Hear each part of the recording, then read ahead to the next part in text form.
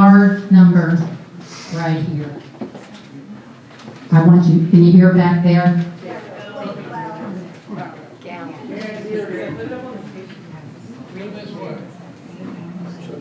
Can you read the number?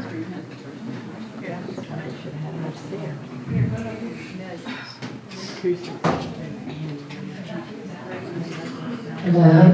Is that better? Yes. Good. Okay, I want you to look at this number right here. Well, it says 789,669,972 gallons. Can you hear back there now? Yes. Oh, not really? That's not on the phone. That's as fine as we can go? We don't want to blast the people out up front. It's okay. Is that better? Better? Okay.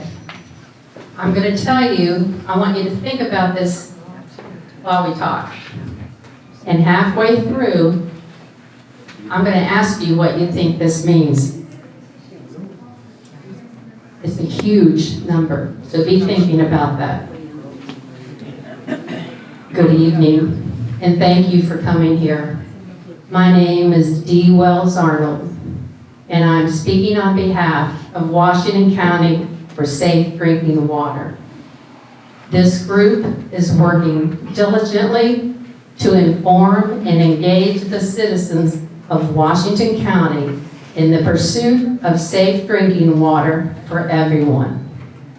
I also want to acknowledge Living in Democracy, who invited our group to join their group to meet with the water authorities, and we've been meeting every month to discuss water issues.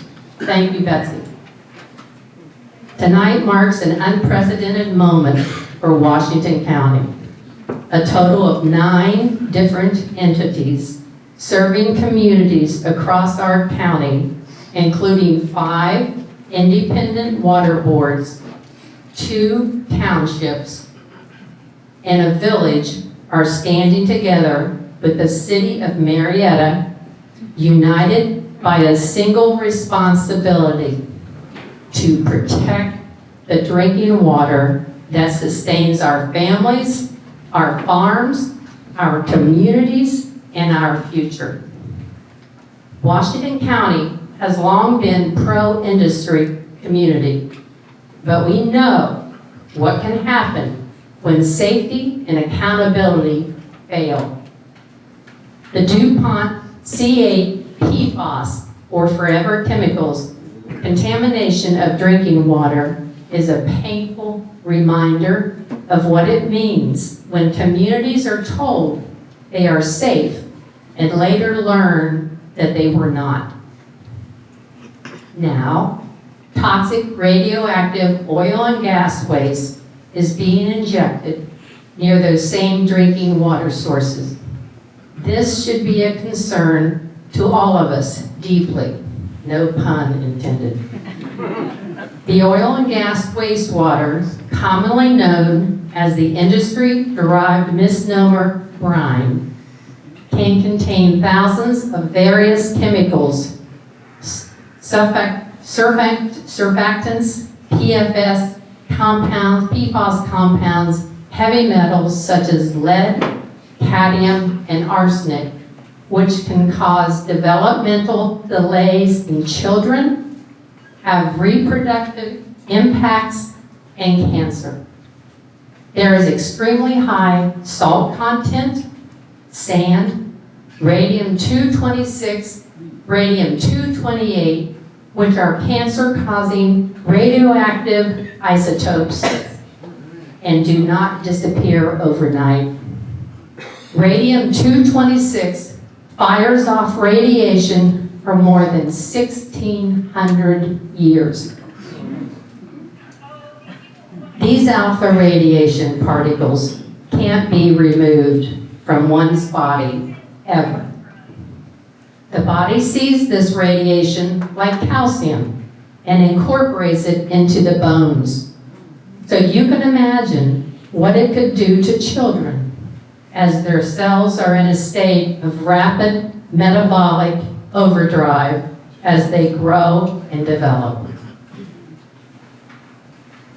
Each day, thousands of gallons of various brine, waste concoctions, are being injected under our feet in Washington County. Dr. Catherine Helm Clark, a geologist who has studied this issue, has stated that this brine waste is being injected into, quote, low permeability formations that can rapidly elevate subsurface pressures. These pressures may exceed thresholds that reopen fractures or reactive faults, enabling brine to migrate far from its injection site. End of quote. Thousands of gallons of this radioactive waste is being hauled to Deep Rock Disposal Solutions facility on Route 7, located near the old Shelley and Sands. The radioactive waste is coming in daily by trucks, and the industry intends to begin bringing waste in via train car and barge. Think of what the consequences could be if a brine truck is in an accident on the highway or spills its content on a street near a school or downtown. Think about a train car derailment like the travesty that happened in East Palestine. What would be the ramifications if a barge hits a pier and the radioactive contents of the vessel were lost in the Ohio River? These types of accidents have all happened elsewhere, and it's jarring to realize it could happen here.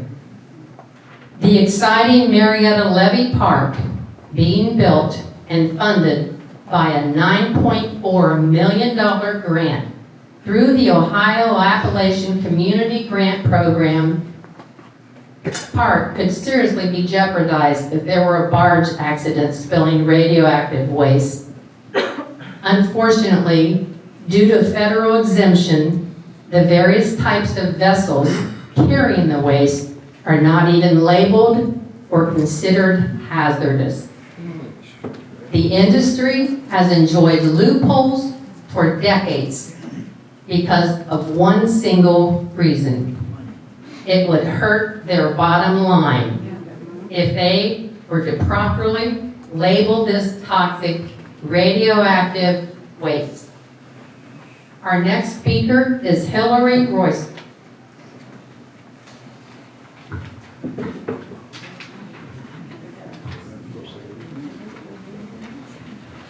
Hello, I'm Hillary Royster. I'm from Washington County for Safe Drinking Water. Thank you all for coming tonight. It's very inspiring. We're very excited to see you all here.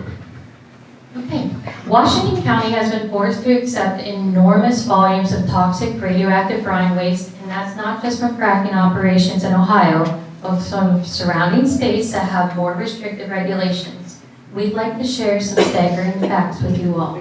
First, let's compare it to our neighbors. How many Class 2 wells do they have? Pennsylvania has 18, West Virginia, 27, Ohio, 232.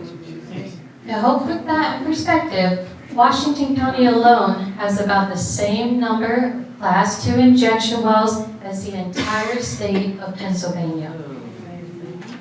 About 50% of the waste injected into Ohio is from out of state. ODNR reports that since 2010, there have been over 2.8 billion gallons, that's over 4,000 Olympic-sized swimming pools, of toxic radioactive waste injected here in Washington County. Locally, if these numbers weren't staggering enough, 2 additional Class 2 wells were recently permitted by the ODNR, and a Class 1 well has been applied for by Deep Rock. If all of these wells were operable, that would be a total of 7 injection wells that would be within 2 miles of Marietta's source water protection area. In total, that could be 1.4 million gallons per day of toxic waste being injected under our feet. This isn't just Marietta's aquifers at risk. This area also serves 4 aquifers, including Warren and Williamstown, West Virginia, which totals over 32,000 people.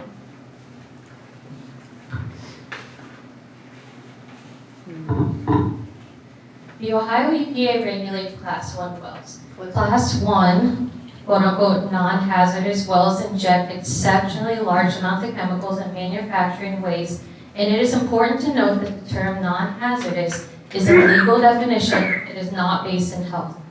There are various forms of commercial industrial waste injected by these Class 1 wells, including landfill leachate, industrial process wastewater, contaminated groundwater, soil remediation fluids, and we also have municipal wastewater from treatment plant residuals. There's more.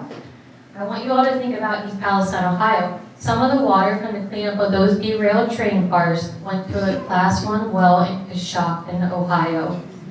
There are only 16 active Class 1 wells in the state, and most of these are located in Northwest Ohio, and that is because of their favorable geology. There has only been 1 Class 1 well granted in Southeast Ohio, and it failed. Washington County does not deserve to be the guinea pig for Class 1 wells. You have to think about the proposed Waterford data center. Would waste from that proposed data center, such as battery fluid from the lead acid and lithium ion batteries, refrigerants and cooling systems, ITE waste, cleaning chemicals, and other things be disposed of just 2 miles from our drinking water? The Ohio EPA could issue a draft permit for this Class 1 well anytime now. If the draft permit does occur, it's important for everyone here in this area to attend that hearing. We are hoping it doesn't get that far because in September, over 200 people attended an EPA meeting at Marietta High School to show their disfavor, which is important. If we look beyond what could happen if there was a catastrophic accident like Dee talked about with truck, rails, or barge, the scientific and regulatory record shows that injection well failures, leaks, induced seismicity, also meaning earthquakes, communication with oil and gas production wells, and migration events, they are documented realities, they are not theoretical thoughts. There are numerous examples of incidents like this happening. In fact, 7 injection wells have failed in Southeast Ohio, and 6 of them have been shut down. I would like to clarify that those 6 wells that have been shut down, they've been in Southeast Ohio. Right here in Washington County, the Redbird injection well failed. The Ohio Department of Natural Resources Division of Oil and Gas is the regulatory body that oversees injection of oil and gas waste in the state. We did a public records request for samples taken from the American Growers injection well along Route 7. And guess what?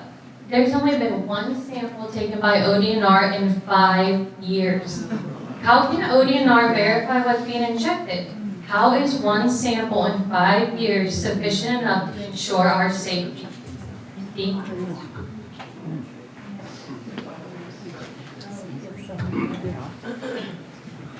Clean water is not an optional infrastructure. Every household, every school, every hospital, business, and farm in our county depends on clean drinking water. For this reason, the following entities have passed and signed resolutions asking for a moratorium on injection wells.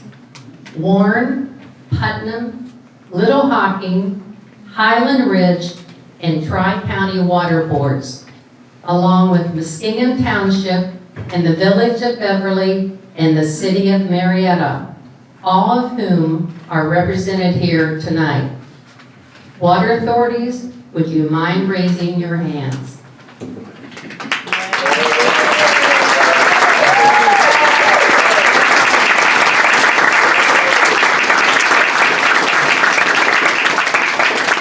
Tonight, we have 6 speakers to discuss why a moratorium is needed. I would like to introduce our first speaker, Marietta's own City Council President, Susan Vessels, and she deserves a round of applause.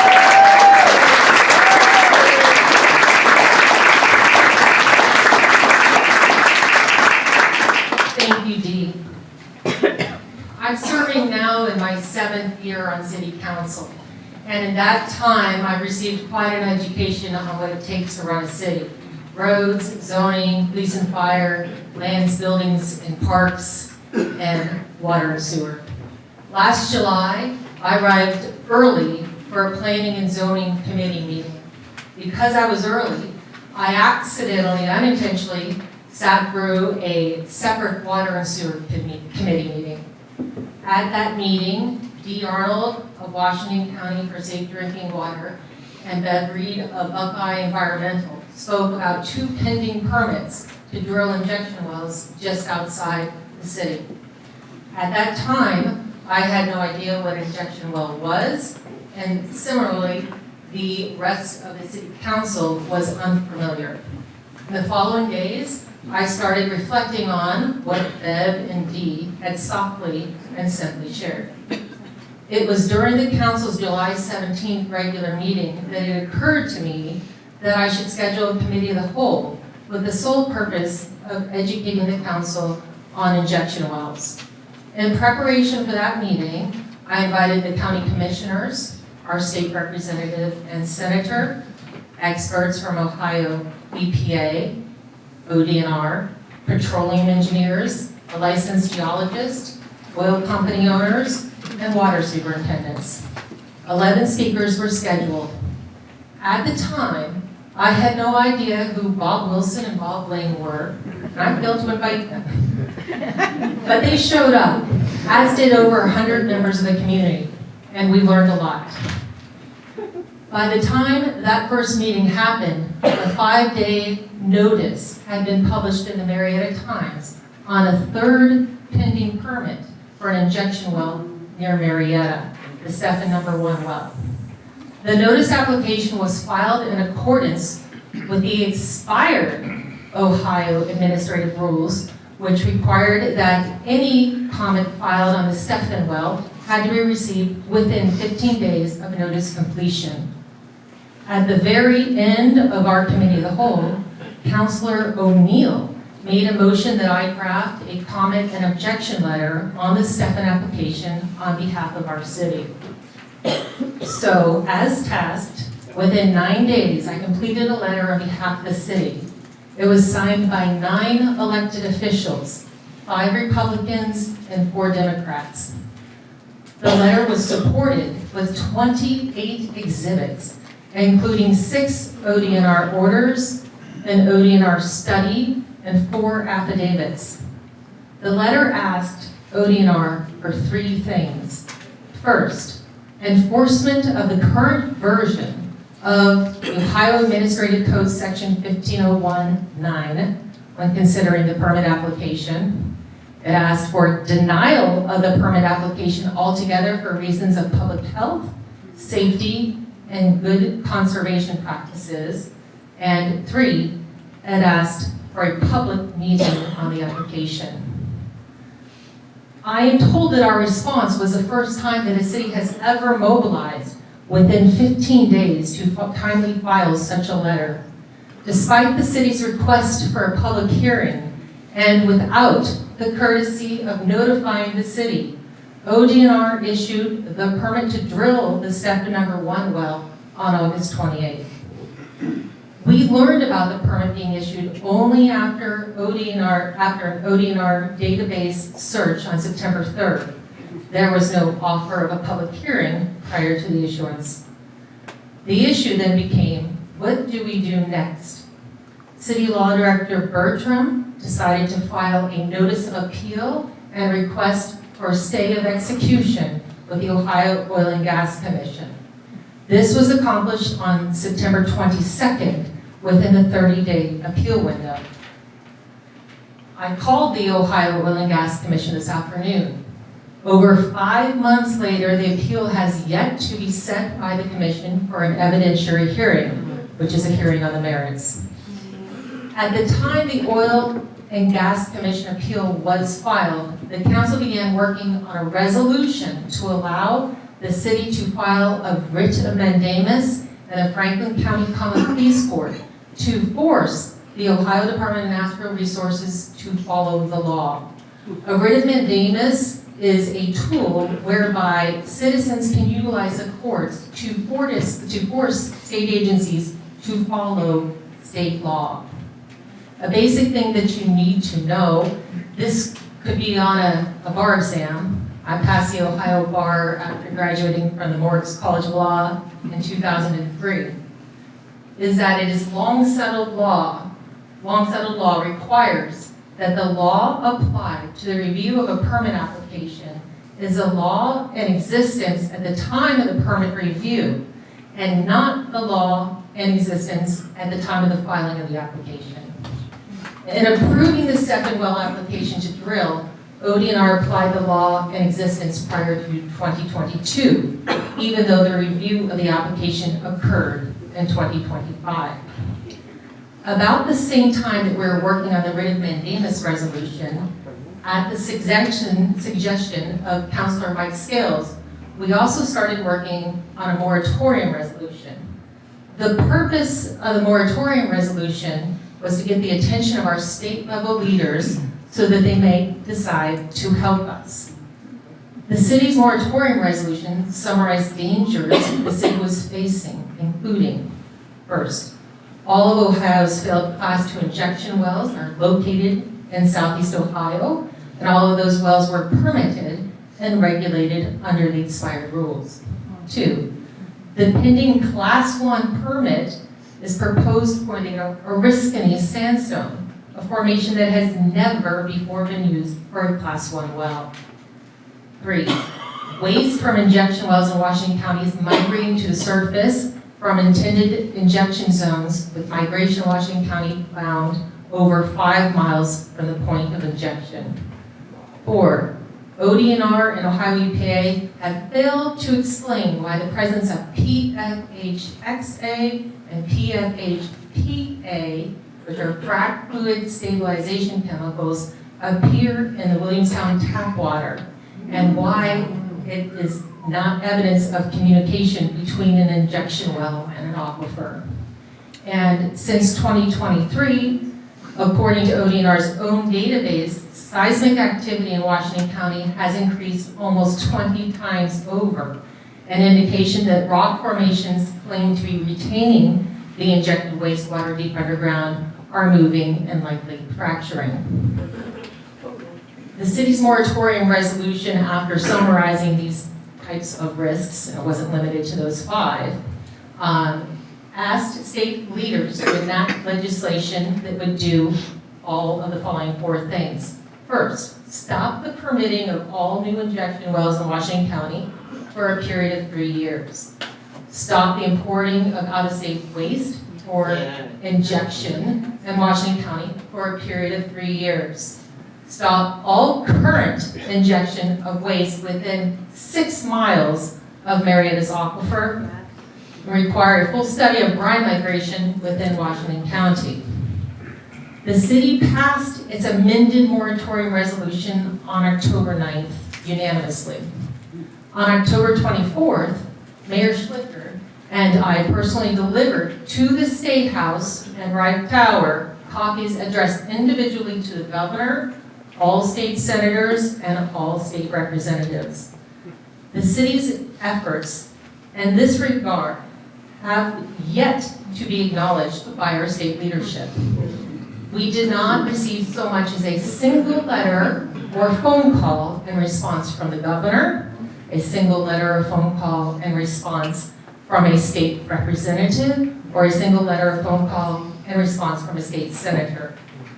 But what did happen is individuals from the water districts, initially organized by Betsy Cook and her group Living Democracy, Engaging Citizens, they stepped up.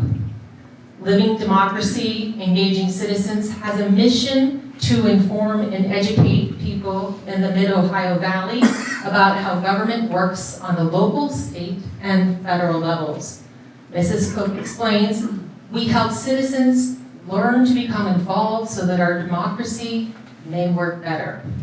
Mrs. Cook started speaking with local leaders and representatives from our county water districts about also filing moratorium resolutions like the one that the City of Marietta did at the state level. And of course, that is why we are here this evening preparing for the delivery of a total of 9 unique moratorium resolutions from Washington County political subdivision.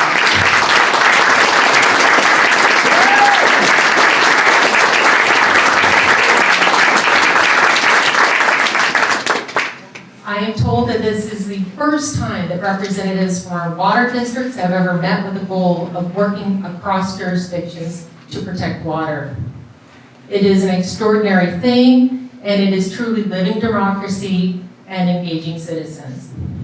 So thank you to everyone that has so far participated in this extraordinary effort to protect our water from what I personally consider is malfeasance of a state agency that so far refuses to follow the most basic civil procedure law and to protect us from the unacceptable consequences of continuing to inject waste without consideration of proximity to aquifers by an industry desperate to continue with the status quo. All evidence points to the fact that the status quo is no longer safe and that's no longer acceptable in Washington County. Thank you to everyone here in support of this.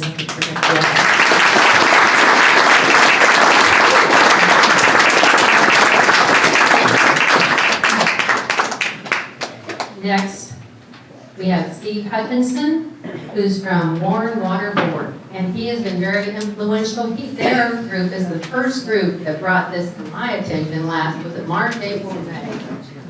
April. And boy, did we have a good turnout at Warren High School. The very first meeting I think we ever had, but you have a lot to do with that. Thank you. Very first one. Yeah. Good evening, everyone. My name is Steve Hutchinson. I'm a trustee for the Warren Water Association.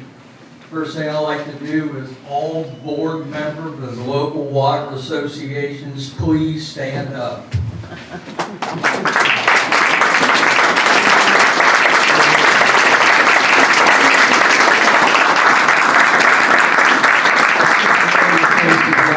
We have Bob Allen with Little Hockey, Jay with Putnam Water. I see 2 or 3 people here from Warren Water as well.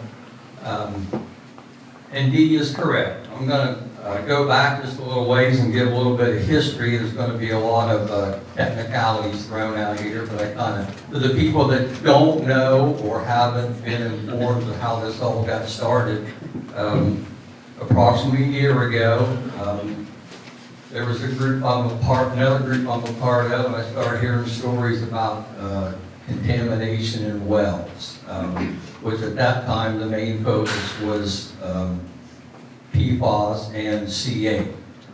Well, C8 caused me to dig just a little deeper, and the C8 then became the focus for what the brine water we're facing now. I approached my board members about not only giving information to our 2,500 customers with Warren Water, but the entire county if possible. That's what prompted the first meeting at Warren High School. We had about 160 to 170 attendees, and the first people I reached out to for that meeting was Roxanne Groff and Wendy Sheard, 2 ladies that I had met the previous fall, and I became interested in this situation because of them. The first meeting, like I said, there was about 160, 170 people. Out of that meeting, Warren Water did get an invite to meet with the Ohio Department of Natural Resources Division of Oil and Gas. They invited us for a meeting. Yes, we sat down. Yes, there were many questions. But the one thing that came out of that meeting that the people really need to know is Eric Vendel, Chief of Oil and Gas, and no one with the EPA can tell us for certain that our water can never be contaminated. Now think about that. They are not certain that our water can never be contaminated by injection wells. That's one of the biggest takeaways I've had through this whole process.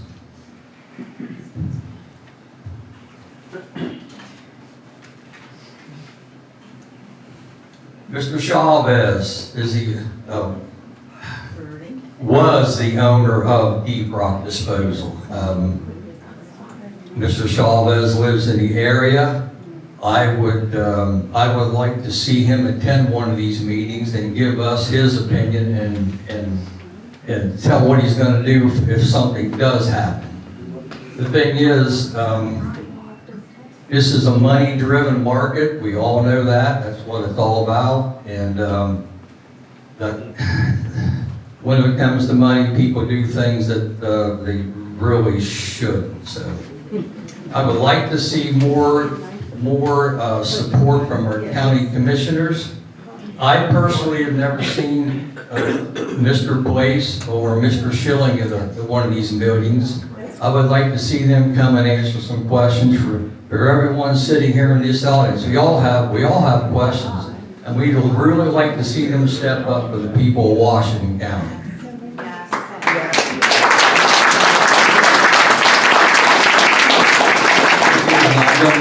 I'm just giving a little brief history here as how everything got started. So now we know.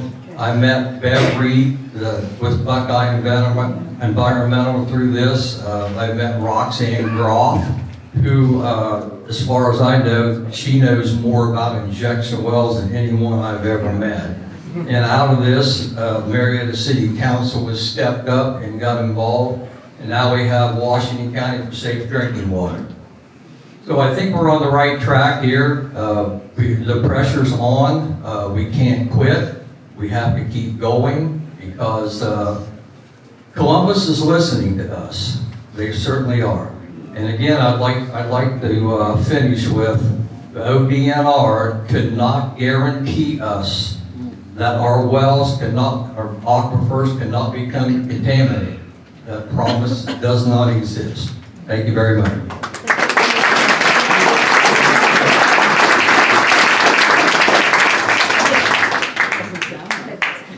Thank you. The start of it all. We need Little Hocking Board member Bob Allen. And I want to mention too that John Rao, who is president of the Little Hocking Water Board, is running for county commissioner.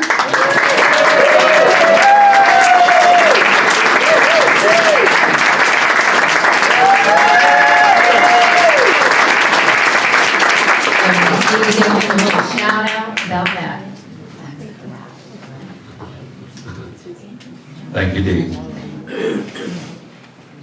I am Bob Allen with Little Hocking Water Association. I'm the treasurer and trustee. We also have John here. We have our general manager, John Smith, our assistant general manager, Eddie Richardson, and we have a great deal of experience dealing with contamination, unfortunately. We are the epicenter of C8 and forever chemicals. On one side of our well field, we have the source of contamination for forever chemicals, and approximately 1 mile on the other side of our well field, we have injection wells, which we're greatly concerned about, and we have objected to ODNR at every opportunity we have had. I want to share that we serve a population of almost 10,000 people, so it's a significant population which would be negatively affected if that contamination should get in our well fields. The concerns we have is much of this has already been said, but proximity to our well field, 1 mile, and the volume being pumped into the ground. In addition to that, recently, ODNR has issued a violation for the injection pressures. A stay was granted, and so they are continuing to pump, as far as I understand it, in excess of the pressure they were permitted to pump. That is a great concern to us as well. We have had great concerns forever on both the injection wells and the forever chemicals. I can tell you from dealing with the forever chemicals, the treatment costs are unbelievable. We have to change our filters at least 4 times a year, I think, John, and I think that's $120,000 each time we change filters. And we can't afford that.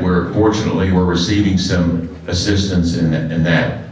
The other thing we're concerned about, if the injection well fluids get into our well field, The nearest aquifer that we have located is approximately 16 miles from our current well field.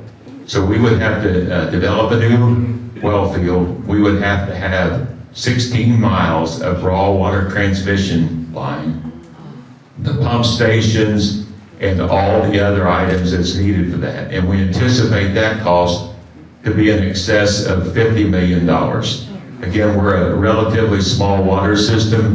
We can't afford that, neither can our water customers, and we will continue to object to ODNR and the injection wells in our area, and we have been doing that since they started the Arrowhead well. Every opportunity we've had, again, we've objected to it, and ODNR has not accommodated our concerns and have moved forward with the injection.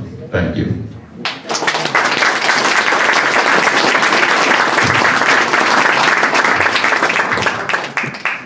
What a voice. Jay Huck is our next person for Muskingum Township trustee. And Jay was brave enough to be on film for our December 16th event. You know, it's difficult to step up and do this when you've got a lot of oil and gas people that, it's difficult. And we really needed Jay, and Jay did it. And we thank you, Jay. Come on up, Jay.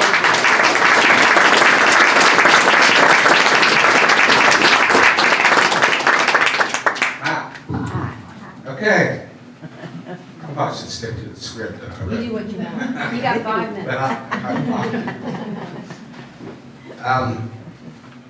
You know, being a lifelong resident of City Township, which is just north of Marietta, and being in the water industry for 35 years on that, but being a part of the township for 37 years in one capacity as another.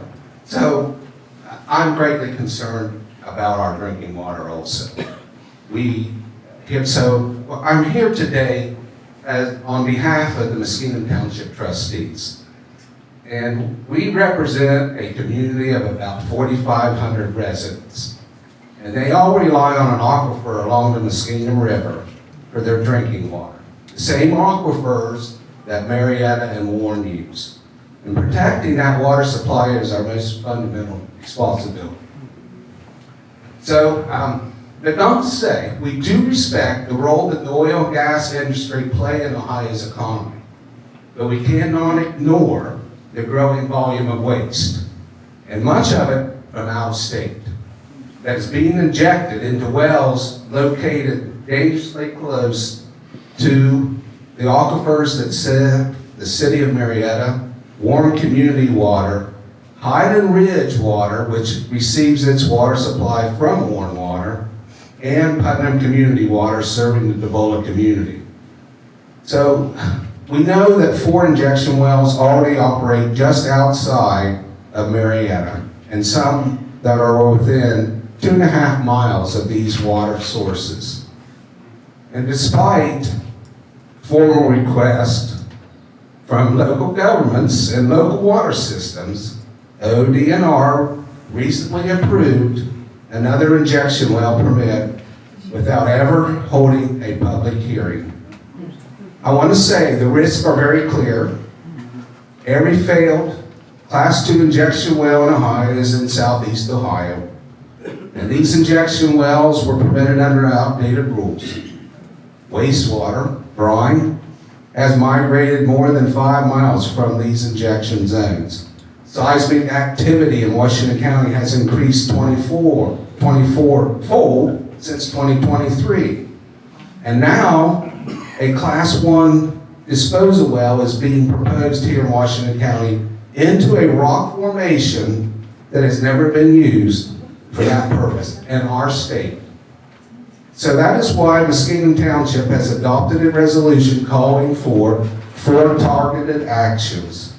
We're asking for a 3-year pause on new injection well permits, a 3-year halt on importing out-of-state waste, a stop to injection activity within 6 miles of our aquifers, and a full study of brine migration in Washington County. These are reasonable, temporary safeguards designed to protect essential drinking water infrastructure while giving the state time to gather the scientific data needed for responsible long-term policy. A contamination event would be irreversible and devastating for our communities.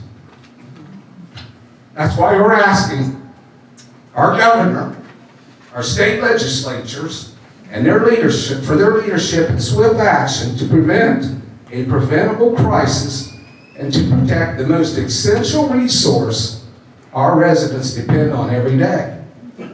We cannot wait for a defining event.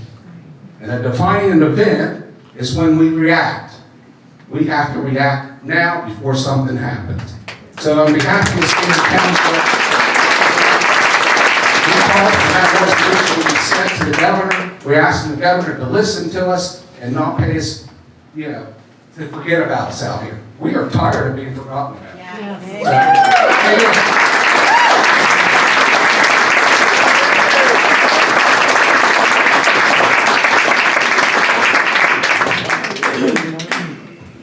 Okay.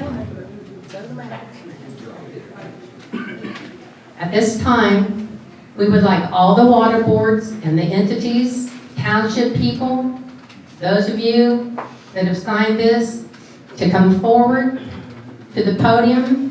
We will have you sign the letter, the cover letter, that's going to go to Governor DeWine, and we want the media. Chase. He's great. Come on up and take pictures of these people. They deserve a picture. Hopefully it'll be in the paper. And while they do that, we're going to talk about this number. You can tell I'm a teacher, never ends. So, water board people, township people, come on up. Sign this letter to Susan. We're going to take a picture over here, and while you do that, we're going to talk about this number. Okay? Does anybody? Come on, guys.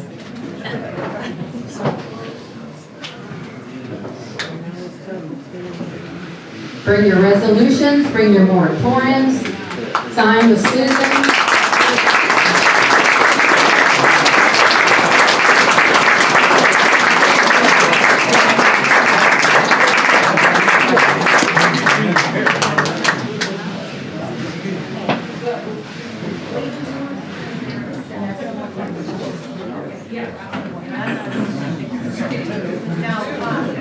There we go.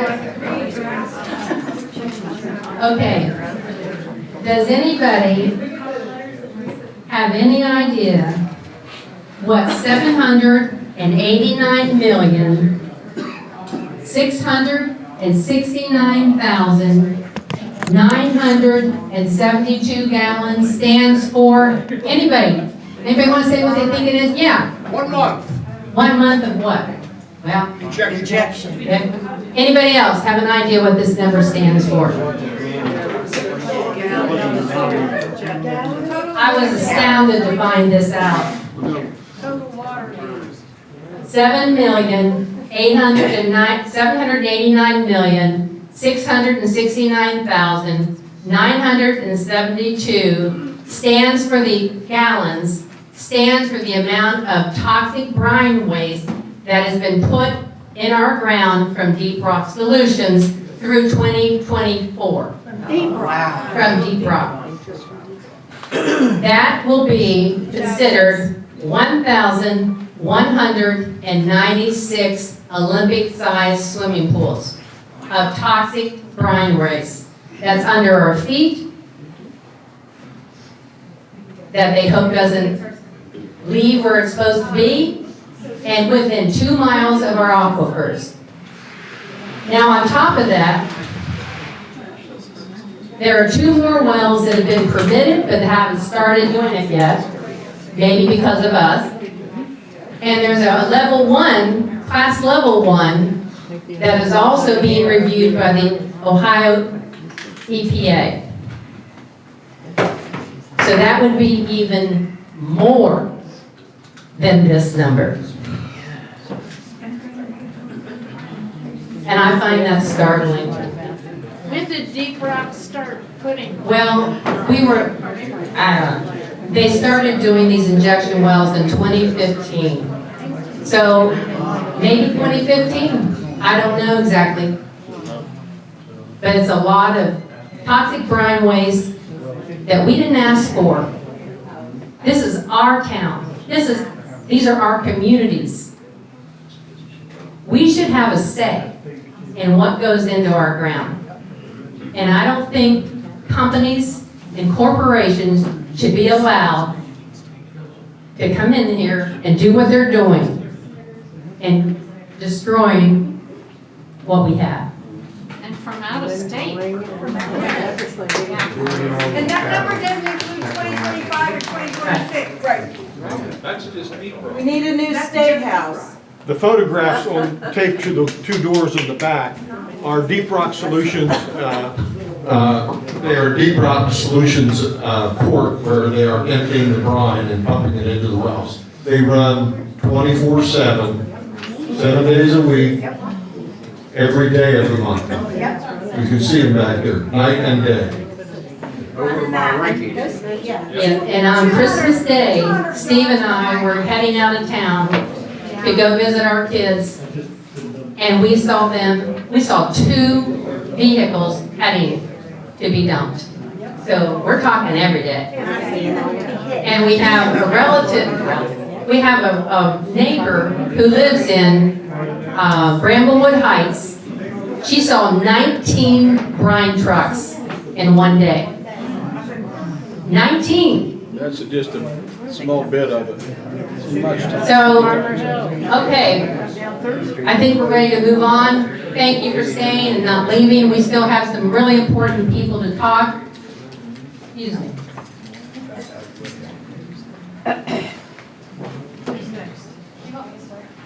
The next person, yeah, Hillary.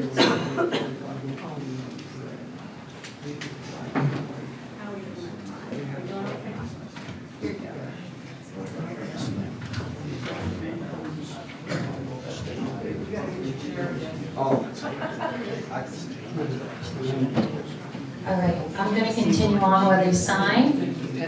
So once again, I'm Hillary from Washington County for Safe Drinking Water. Some industry lobbyists will tell you that injection wells in Ohio never leak. Well, our lived reality and ODNR's own documents will tell you otherwise. Every single injection well failure that we know of in Ohio, documented by ODNR, that has failed, has been in southeast Ohio. ODNR allows problems with injection wells to fester for far too long. For example, it took them 13 years to shut down the Deep Rock-owned Noble County injection wells, and that was even after a $1.2 million environmental disaster that happened due to brine waste coming to the surface via an oil and gas well. Also, that environmental disaster didn't stop. It self-happened after that. Wells have been suspended due to unprecedented migration of brine in Washington, Athens, and Nobles County, sometimes up to 5 miles away. We have a list of wells that have failed due to brine migration, have been suspended by ODNR, or that have had other issues. In fact, just about every single injection well in Washington County has had some sort of issue or another. You will hear in detail about a couple of those injection well failures and the damage that is done here tonight. For example, we heard about the Arrowhead Road Services injection well located within 1.25 miles from Little Hawkins water source is another concern. It was recently found by ODNR to have been injecting brine at a dangerously high pressure since it opened in 2022, and this allows the geology to be fractured. ODNR allowed the well to operate based off a faulty step rate test for over 3 years. This step rate test is a test that tells the operator how high a pressure they can inject safely. Still, to this day, the Arrowhead well is injecting at dangerously high pressures while the issue is getting settled in court. What is this doing to the surrounding geology? What damage has already been done? Why does it take ODNR years to manage and react to a problem? We have done the work of gathering this information so that the people can truly understand the reality that injection wells do have problems. Another reason we are concerned about the safety of our water is because of the brine waste getting into oil and gas wells in Washington County. Many producers have told ODNR about their well beings being ruined by waste migration, which renders their wells unusable and full of fluid, not oil and gas.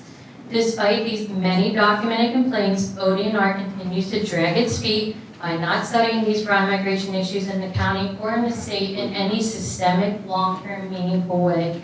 Remember, ODNR has the authority as the regulating body to find and pursue these answers and protect the public and the business owners involved.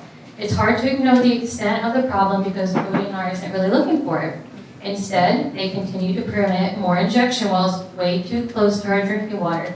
According to ODNR's own oil and gas well database, all of Washington County is a pincushion of wells, which we know. And just within a 2-mile radius of the Deep Rock Stephan 1 well, the newest injection well site, the ground is home to 191 oil and gas wells. Put a different way, that's 191 different ways for that brine to possibly escape. Now, we will hear from a couple of oil and gas well owners who have struggled to get help from ODNR. Bev Reed will read Jack Chamberlain's documented oil and gas well story. Excuse me, folks. I am here. I'm Jack Chamberlain. Bev has been kind enough to stand in for me because I absolutely suck at public speaking. Thank you, Jim. Appreciate it. So again, my name is Bev Reed. I'm with Buckeye Environmental Network, and I'm just going to read a very short summary of Mr. Chamberlain's well story, and then I have a couple more words, and we'll wrap up here soon after the Bob speak, and then we'll go to Q&A after that. So, my name is Jack Chamberlain. I am the primary owner of Old South Oil LLC in Marietta, Ohio. I own and operate 178 oil and gas wells in 4 counties, Washington, Athens, Meigs, and Gallia. I have worked in the oil and gas industry for 46 years. On May 1st, 2019, I purchased some wells in Washington County, Chris Marr, number 2, 3, 4, and 5, located in Marietta and Warren townships. I had no interest or desire to purchase these 4 wells, as I knew they were dud wells with little to no production, but they were a condition to be able to purchase other wells. So these 4 subject wells sold little to no gas and no oil. The PSI on them never exceeded 40 pounds, and 2 of them, number 3 and number 5, had 0 pressure on them. I would routinely check these wells once every 30 days. On 7/8/2020, the pressures were normal. Upon checking them on 8/14/2020, number 5 had 230 PSI, pounds per square inch. Number 4 had 40 PSI, number 3 had 90 PSI. I immediately realized that my wells had been infiltrated by deep rock disposal. That same day, I contacted ODNR and notified them of the situation. I was contacted later in the afternoon by ODNR out of Zanesville. In the evening, I called Standard Oil of West Virginia, who had wells on the property just west and north of my wells, to let them know what happened to my wells, and to be on the lookout for the same possibility and to keep an eye on his tanks. 11/13/2020, Standard called me to let me know that 6 of his 7 wells had been infiltrated. So that's about 3 months later. And tanks had overrun with brine. The Chris Marr number 3 and number 5 wells have been pressurized and free-flowing, unending amounts of brine since 8/15/2020. Again, these had no water on them before. The Chris Marr number 5 well is about 1,100 feet from the Deep Rock American Growers number 1 disposal well. And then we brought this map to show you all these various injection wells. And right here is the one we're talking about, the Deep Rock American Growers 1. I'm sorry, right here. And then Jack's well is really close to that. That's it. Somebody hold it up for him. So, ODNR personnel met with me to collect water samples in 2020 and in 2022 and 2023. I was told that shortly after 8/15/2020, Deep Rock Disposal shut down their primary disposal well behind the offload facility and were pumping water to the 3 original wells along State Route 7, or the Career Center wells. they had shut down this well down here and were using the wells up here. They have a pipeline that goes from there by the river up to the career center wells. The career center? So they started using those wells because that one had infiltrated his well and other ones in the region. I was told that shortly after 8/15/2020, deep rock disposal, oh yes, I read that. So by 11/10/2020, I noticed they had placed a huge workover rig on the primary well along State Route 550. The rig sat on that well for several weeks. I was told that they had sealed off the shallower disposal zones in the well. I was also told they were drilling the well deeper for additional disposal zones. So they had drilled the well deeper because of this issue. So while the disposal well was shut down, pressures on my Chrismar wells had dropped by half. However, since they have resumed using the primary well for disposal, the pressures have again increased in the Chrismar number 3 and number 5 wells. On 5/17/2023, Standard Oil notified me that they had a well over a mile west of the Deep Rock well that was infiltrated by the brine from Deep Rock. It was a well that never made any water, and it ran his tank over with brine. In summer 2023, directly across from State Route 550 from my Chrismar number 5 well, and directly west of and behind the Deep Rock facility is a Chrismar number 1 well, owner unknown. I noticed several ODNR pickups and a contractor were in and out of that location for 2 to 3 days. I was told that Deep Rock had infiltrated that well and it was flowing brine out of the surface casing, running down the hillside into Mile Run Creek, and no one knew for how long. I'll just make a note here, that was, Three years after my wells had been infiltrated, a well across 550 blew out and was running brine over the hillside, and they allegedly had sealed off the Ohio Shale Zone is what they were injecting into at that time, which was a relatively shallow zone. And allegedly they had sealed that off, the well across the road 3 years later blew out, so it must have found a passage.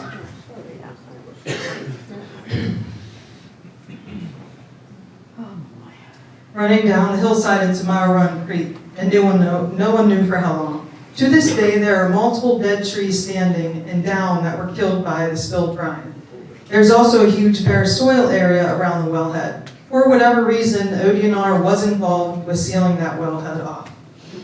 Since this whole situation began in August of 2020, I have been in regular communication with and sought help from ODNR, members of the Ohio Oil and Gas Association, the Southeast Ohio Oil and Gas Association, and Deep Rock Disposal to resolve this situation. For the most part, I have been ignored, shunned, given the cold shoulder.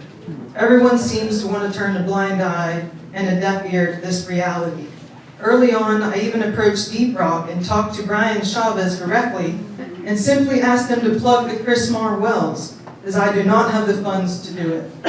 I was told that my wells were piles of trash, I was not out anything, and they did not owe me anything, and I could go pound sand. I have been told by ODNR, my wells, my problem. Even though it was another operator who trespassed on my lease and inflicted a hardship and burden onto me that was caused by someone else's activity. This is not fair. I was told off the record that the water sample results clearly indicate the presence of out-of-state foreign water, not typical of the Berea sands. So Jack's story is but one story among many of the brine migration issues in Southeast Ohio. We cannot stress that enough. That is why we started this campaign, because people like Jack showed us his wells, how you turn the valve and the brine shoots into the air under pressure. That's happening multiple places in this county right now. ODNR is not doing enough. They are taking little pressures around certain areas, and that's it. They're not collecting samples, they're not doing a long-term analysis, they're not really getting a comprehensive picture of what's going on. And that's what we're asking for. That's not too much to ask for.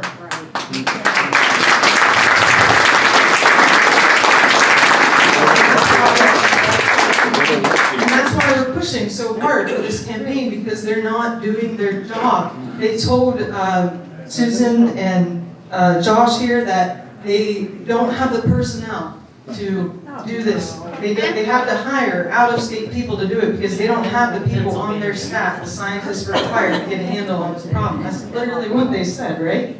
Okay. So the American Growers' #1 injection well is still in operation to this day. ODNR knows this stuff is happening, and yet they continue to permit injection wells in the same vicinity the incidents have happened. Remember Jack's story. Let's continue to push for attention on Washington County, and let's hold ODNR and companies accountable when they've done something wrong.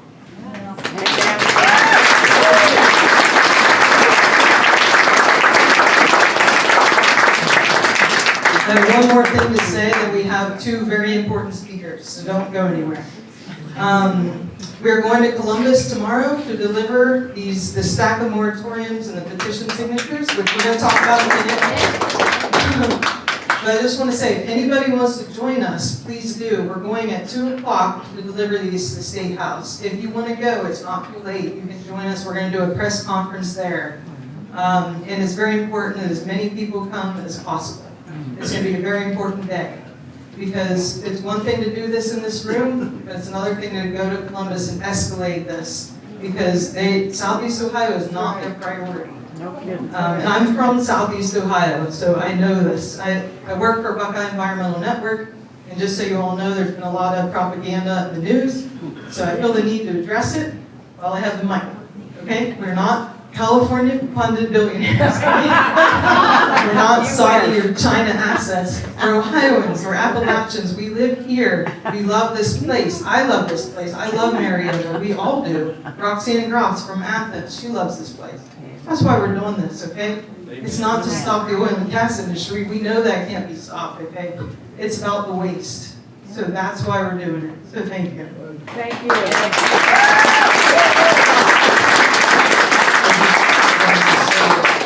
Deb has a video of the day she visited my well last summer. It's on the Buckeye Environmental website. Take a look at it if you like, where I open up the valve and demonstrate the pressure that's there. The biggest problem we have is the vast amounts of out-of-state water. If, disposal wells can be operated safely and correctly, but not with unlimited amounts of water. It's got to go somewhere. And you have to allow the water to dissipate and dispose of it slowly. But those pictures you have of Deep Rock, I go by Deep Rock at least twice a day, and that is a typical, what I see is typical of that picture. Every day in that facility, trucks will be lined up. You mentioned 19 trucks a day. I would venture to say there's 40 to 50 trucks a day still in there from what I've seen. Just going by. Thank you.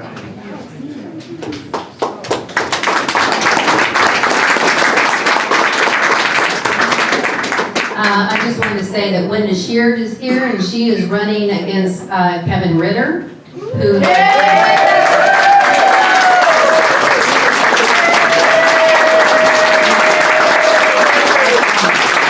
she's an environmental attorney, and she has been in the mix with all of this, and we need someone to show up and be invested in what is happening here, and that is not Kevin Ritter. Nope. One other thing, Brian, who is also running for county commissioner, have a stand up. I'm sorry, your last name? Wayland. Wayland. Brylan Wayland is also running for county commissioner.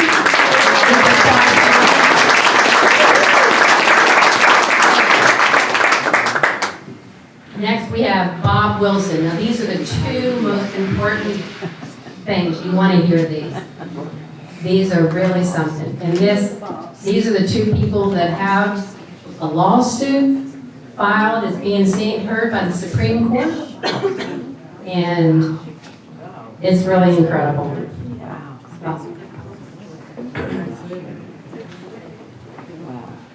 Hi, I'm Bob Wilson. I own Wilson Energy LLC. I own approximately 171 gas wells. In fall of 19, some of my wells started acting funny. Put the rig on them, it's full of water. I called the ODNR, told them I suspected there was disposal water getting in my wells, and they told me it couldn't happen, it's not possible. So, in the meantime, I'm spending $30,000-$40,000 per well on these wells that aren't making any money. And I've done that on my 10 wells, so I spent hundreds of thousands of dollars trying to fix these wells. And it seemed like every week I was losing 3 or 4 wells, and I'd call them, and sorry about your luck, not possible, can't happen. About 8 months later, after I lost 28 wells, we finally got the ODNR to come out, start testing some wells. And it was probably 8 or 9 months later, they released the results, said that the water was definitely, even though it couldn't possibly come from the disposal wells, it was definitely disposal water contaminating my well. Even though it couldn't happen, it was there. So, currently I have about 50 wells out of my 170 that's been affected. These wells don't make me any money. The state thinks I'm going to plug them someday. It's not going to happen either, I can tell you that right now. But, I would like to say that the ODNR was originally established to protect our natural resources. What are they like? And ODNR and state officials elected or hired work for us. They work for the taxpaying citizens of this state. They don't work for out-of-state horizontal drillers. And I'm not anti-gas and oil by any means. That's all I've ever done. I've worked in it for 50 years. But it's time for the horizontal drillers to take responsibility for their own waste. There's other ways they can figure out something else to do besides dumping it on us. They ruin my business. They ruin my life. This cannot be fixed. And I talk to everybody about this, and people act like they're concerned. But if it doesn't affect people personally, it doesn't seem like it matters. It just rolls off their back and people go on. But everybody needs to stand up and address this, because it's going to affect all of us here one day soon. I'm telling you that. Like I said, I got to go to work every day and lose money, and I can tell you right now, it's no fun. I don't enjoy it a bit. So I'm living this, and I'm telling you, it's not any place anybody else wants to be. It's a bad situation. Thank you.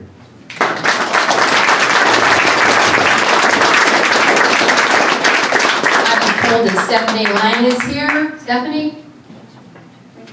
Come on up, just so we can see you. Stephanie Lang is running against Eddie Place. And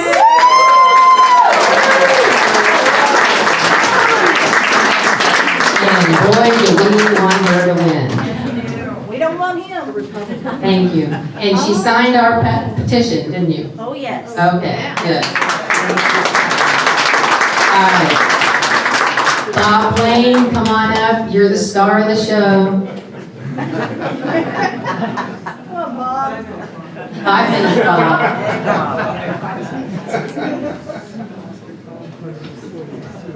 I'm not the star of the show by any stretch. I have great sympathy for Bob Wilson. I doubt there are very few people here, and I hope there are none here, that has went through what he's went through. Fixing up wells, buying pipe, running it in the wells, paying big money for packers to seal the water off that was coming from disposal wells. Can't hear me? Yeah. Good. Trying to seal off water that he thought he had a casing leak, that the seals would stop. Spending all this money, working on weekends, all through the week, only to find out later that it was coming from disposal wells. I have wells in the same vicinity that Bob does that are flooded. I drilled one of them not too awful long ago on the back of, I own 400 acres down in that vicinity. Bob has wells on some of it. I got the minerals on others, like a lot. And he has a well on my property down there. I don't know how high it was in the air, but my grandson belonged to the township fire department. they got a call that a tank was running over down there, an oil field tank. Oil's coming out of the water. The lid on it's just a flapping up and down. A tank put there to store oil in. He heard about it, he knew it was right next to my farm, which he lives on and farms down there now. He went up there and shut the valve, and the pressure immediately came up to 275 pounds.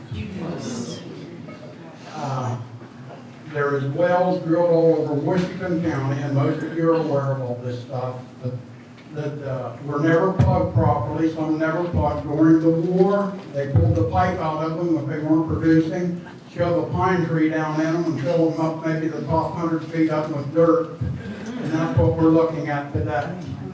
These wells down there that Bob and I have that are flooded had pipe run in them that was cemented in them.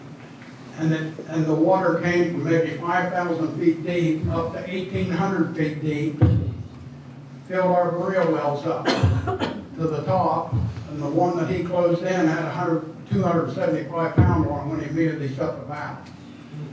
And if these people think that all the wells in Washington County, there's no state records on probably hundreds of them drilled, no state records. They don't know where they're at. The pipe's been pulled out of them, nothing in them. And if they think that that kind of pressure is not going to get in those wells and come up and get in our water, they got another thing coming. And a lot of people don't understand how this works. I've drilled probably upwards of 75, maybe a few over wells since 1976. You'd be surprised what you learn when you're out there drilling wells about the formations below the earth. I've had my drilling tools fall 15 feet, just like they went through an open cavity. Maybe you'd be down 1,000, 1,500 feet deep and your tools would fall.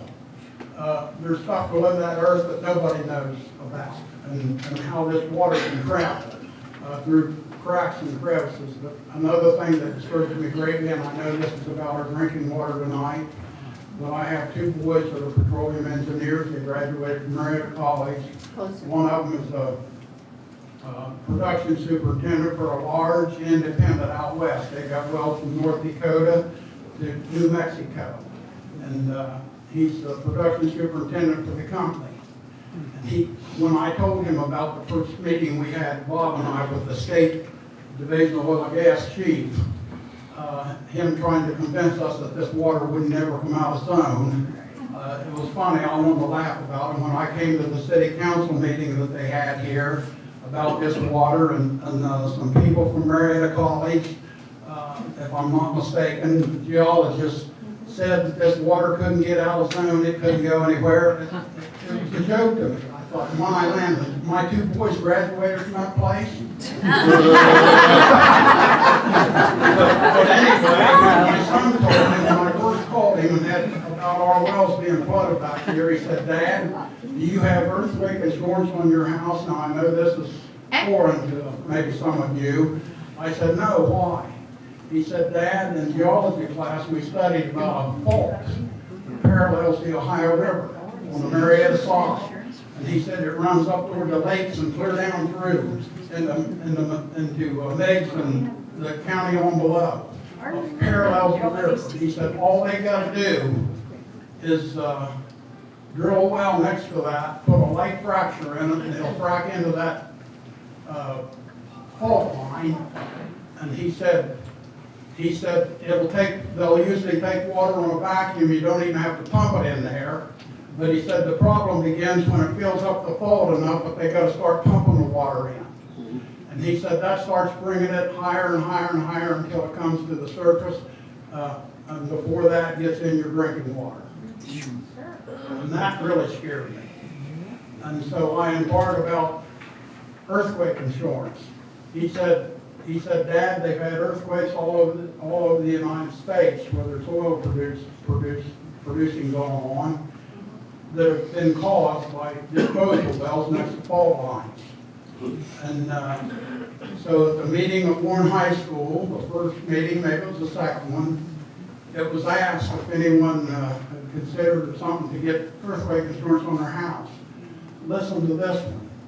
several people were there, and I talked to some of them afterwards who had went to their insurance company to get earthquake insurance, and they wanted to know where they lived. And if they lived in Washington County anyways close to these disposal wells, they wouldn't write them insurance. Does that mean anything to you? Fortunately, I got it on my home before this happened. It's another serious concern when this water can get in that fault, and it runs so far up and down the Ohio River. And it's already mentioned here tonight about the increase in earthquakes since this started here in this area. Tell us about the new, real quick, we've got about 1 more minute. The New Mexico, the guy who came up and had the radioactivity that he found, and put that real close to your lip. Our attorneys, I'm sorry, our attorneys were responsible for bringing a hydrologist, who I found out later was world renowned, up here from Albuquerque, New Mexico, to check the water in galvanized wells. I sent my pumper with him that day. I couldn't go myself. They drawed a 3-gallon pail of water out of one of my wells. It was the plastic pail. My pumper went over to fill the pail up. He told him to fill it up. He went over to fill it up, and he said, "No, you get back here." And he made him put rubber gloves on from the tip of his fingers clear up his shoulders on a raincoat. He said, "You don't want to get that on you." And my pumper thought the fellow was getting up in years. He probably never see 65 again. He drove a SUV up here with all kinds of water equipment in the back of it from Albuquerque, New Mexico. They got the sample of water out. He got some kind of radiation detector out of his vehicle, brought it over there and pushed some buttons, and the thing started to chatter, pardon my language, but he looked at my pumper after he looked at the radiation detector, and he said, "My God, who's running this state?" And my pumper said, "Well, what's the matter?" He said, "This water has 3 times the radiation level in it that you can legally transport on any highway in the United States of America." And he said, "I don't know who's running this state." He said, "Do they have radiation placards on these trucks holding this water?" And my pumper told him, "No, none that I've ever seen." He said, "Are these men suited up that haul this in case they get a spill on them?" And he said, "No, most of them I've seen just wear regular work clothes." He said, "If you get enough of this on you, you're going to die of cancer, bone cancer, especially." And he said, "Don't get this on you." And he said, the sad part of it is, he said, no one on planet Earth knows how to take radiation out of water. And that's what prompted me to go to the Warren Water Board and ask them some questions when I found out they hadn't heard much about this really yet, and explained all this to them, is when they got involved. And I'm very thankful for those fellows, and got this meeting at Warren High School scheduled, and quite a crowd of people came here. And I want to thank all the people here who've been deeply involved in this, all you water boards and everyone. I got 2 great-grandchildren now under the age of 2 years old, and I look in their face and I wonder sometimes, what are we leaving them? Thank you.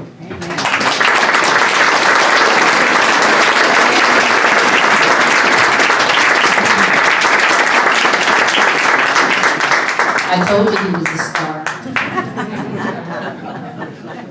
All right, we have over 373 signatures on our petitions that will be going tomorrow to Ohio Capitol.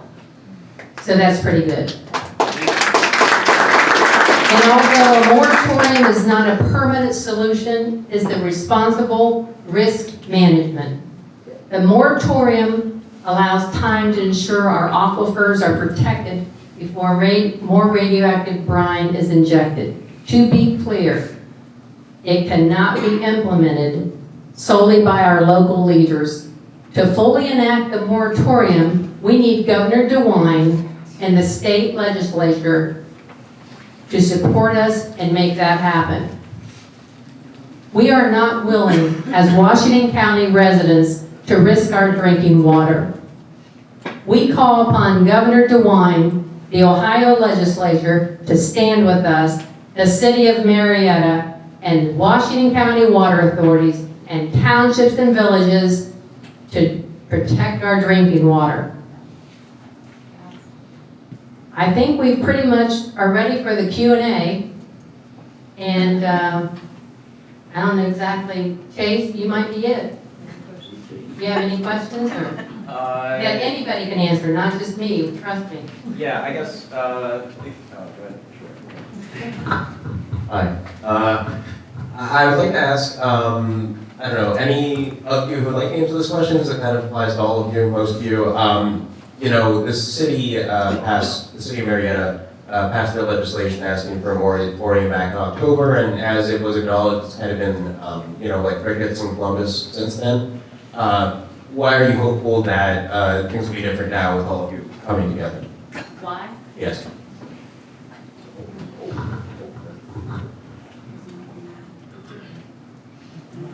I had somebody, we were out to dinner, my husband and I at Spagna's one night, and some man came over to me, and I thought, uh-oh, here we go. Because you never know what side people are on. And he said, do you really think this is going to work? And I said, I'm not going to use his name, but I said, what choice do we have? And a lot of times, things have to come from the bottom up, not the top down. Grassroots, people that care, people that stand up and say, we're not having this. And I have to believe that good will prevail. He gave me his business card, and he said, I want to make a large donation. He has a company. And he said, and I thank you for what you're doing.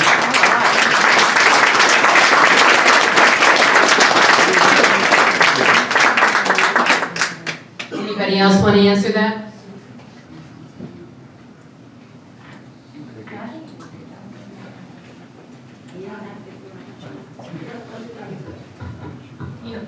This is the first time in Ohio and maybe in the nation's history that this many water districts have gotten together to fight for our future. And so I think that there is hope. It is a sort of groundswell. And we're showing what the community wants. We want safety, and we just have to hope that they listen to us in Columbus. This is the extent of our power, is to communicate, and hopefully we get listened to. And voting. We have to win. Yes, we need to vote, we need to clean house, we need to get new people in, county commissioners and all the things, people that will listen to us, people that have the pulse of what we want, people that will represent us and not be in bed with the oil and gas business, and I'm not against the oil and gas business at all. My family was in it for a long time. But we have to get people to understand that we can't live like this. We don't want this for our future. We don't want this for our children and our grandchildren. We should have a say in this, and we should be listened to.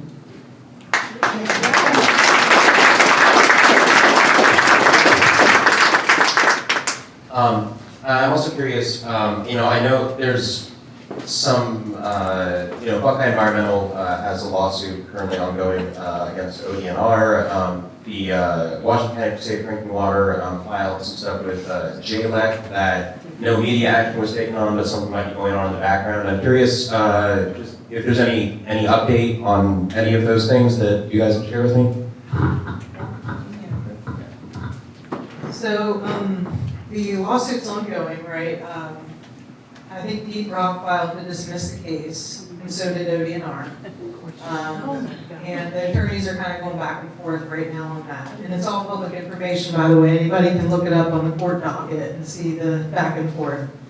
But yeah, we're just going to stay in it, and I'm not sure when it'll be decided upon, but I know that they're in that negotiation phase. So. And then as far as the Brian Chavez complaint, it was dismissed off of the grounds of not being based on personal knowledge. But it was all based on public documents. And, you know, all public documents that a group of people in Washington County researched and found and put together and sent to the Ethics Committee of the legislative branch. And it's unfortunate that they took that response, but, you know, it's something to pay attention to next time you go to the ballot box. And that's all I'm gonna say right now. But continue to educate yourselves and your neighbors on what's going on, right? And read the complaint itself. It's on WashingtonCountyForSafeDrinkingWater.org. So you can definitely read the whole thing and 53 exhibits. So yeah. Any more questions? For the City of Marietta folks, I know, in addition to the moratorium, you guys also, as you talked about, approved like filing a writ of mandamus, taking your own legal action against ODNR. Is Paul Bertram doing anything at the moment?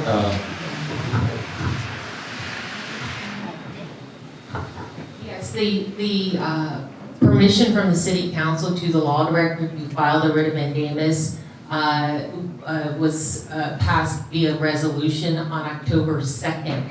At that time, the city had a pending oil and gas commission appeal, and that has not been resolved at this point. The city, after that appeal is resolved, could file a writ of mandamus. If the city were to file, they could intervene in the pending writ that is in the Court of Appeals in Columbus. But at this point, we're waiting for the Oil and Gas Commission to set a hearing on the pending.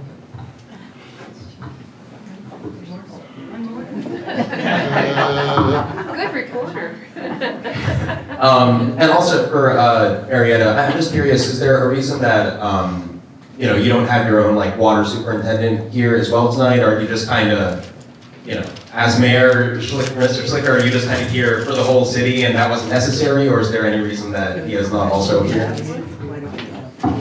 Question. You don't like to pay overtime. In all seriousness, Josh Schlicker, Mayor Marietta, representing the city. So I also represent the water superintendent, Steve Eddy, our water reclamation superintendent, which is Chris Adams, and our new public utilities director, Ryan Boley, who used to be our water reclamation or wastewater superintendent. So I represent all of them, represent the city, and this number out here is very interesting because last year, 2025, we processed almost 750 million gallons of water that we extracted from the aquifer, treated at our plant, and then distributed out to our customers. And so it's an interesting number that coincides with the number that's also out here that's going in the ground. So just to give you an update on our plant, we've been highly invested over the last couple of years. About $40 million in new reverse osmosis water treatment. It should come online fourth quarter of 2026 this year. And if everything goes well, we are, I don't want to say promised, but we're told that it will remove 99% of the contaminants, including PFAS and other contaminants. There's still that 1%. Yeah, radioactivity, no.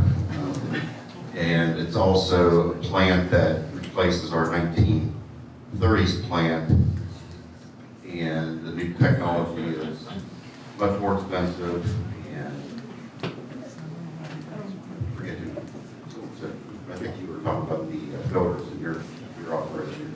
Very expensive to operate, even on the energy level. We all know what's going on energy level. So we have no choice but to pass that expense on to our ratepayers. But it's an investment in our community to have the top of the line ability to filter out everything and distribute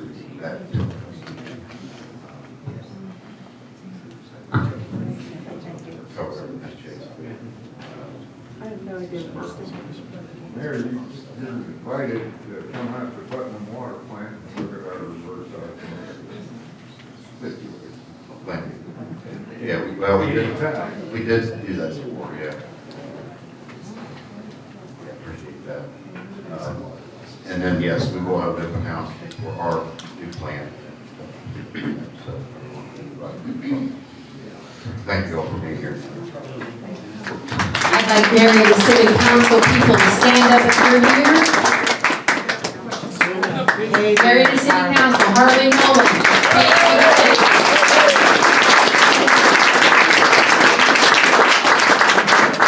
Two.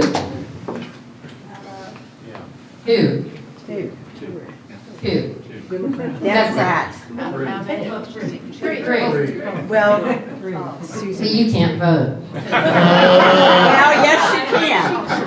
Betsy. Some tiebreaker, sometimes. Betsy Cook with Living Democracy, Engaging Citizens. I am sorry to see that we don't have any county commissioners here, except for the wonderful candidates that are running. So remember that, because we have invited the county commissioners to each of our Living Democracy meetings through the last 6 or 8 months, and no one has ever showed up. So they're not representing us, so we know who they're representing.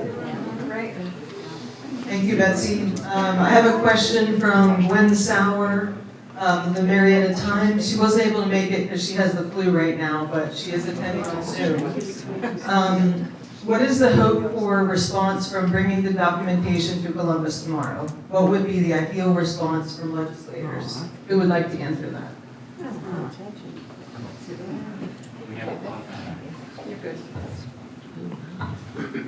Moratorium resolutions ask for 4 total things, including stopping the permitting of all new injection wells in Washington County for a period of 3 years. We'd like legislation brought forward to do that.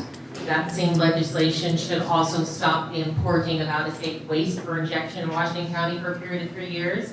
It should stop current injection of waste within 6 miles of Marietta's aquifer. And the legislation should also require a full study of brine migration within Washington County and finance that through ODNR. So we would like that brought forward either through the House of Representatives or the Senate and voted on and ultimately signed by the governor. That's how we solve this problem.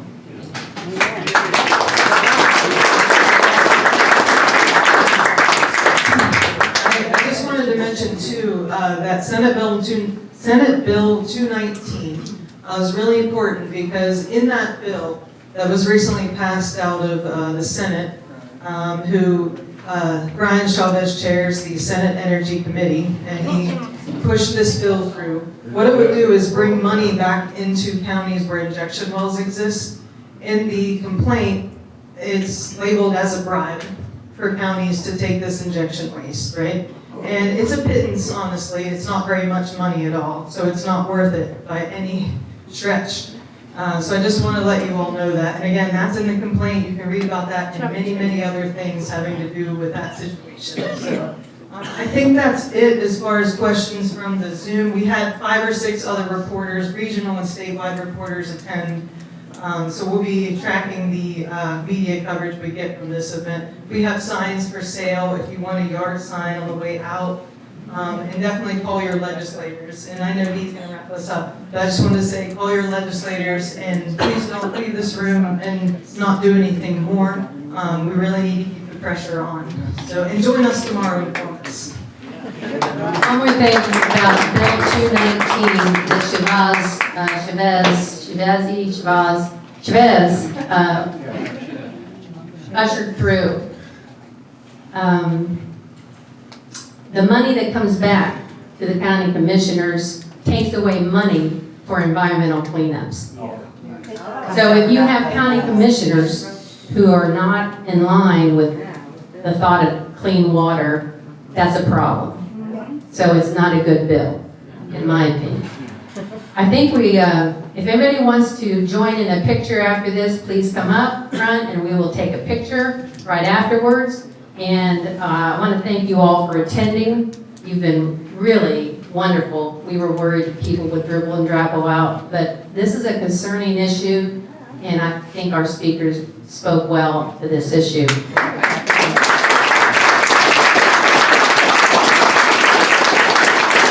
you for coming, and remember,